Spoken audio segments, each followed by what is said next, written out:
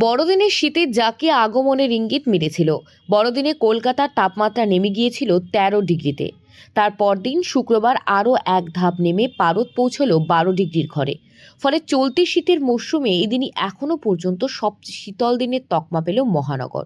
আলিপুর আবহাওয়া দপ্তরের তথ্য অনুযায়ী শুক্রবার ভোরে কলকাতার সর্বনিম্ন তাপমাত্রা ছিল 12.9 ডিগ্রি সেলসিয়াস, যা স্বাভাবিকের চেয়ে 1.6 ডিগ্রি কম।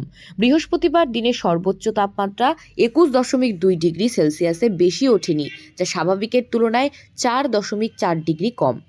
উত্তরে হাওয়া দাপুটে রাজ্যের বিভিন্ন প্রান্তে হাড় কাঁপানো ঠান্ডা অনুভূত হচ্ছে। বিশেষ করে উত্তরবঙ্গের কোচবিহারে প্রবল শীতের পরিস্থিতি নিয়ে আলাদা করে সতর্কতা জারি করেছে আলিপুর আবহাওয়া দপ্তর। কুয়াশার কারণে সেখানে দৃশ্যমানতা প্রায় শূন্যের কাছাকাছি নেমে এসেছে।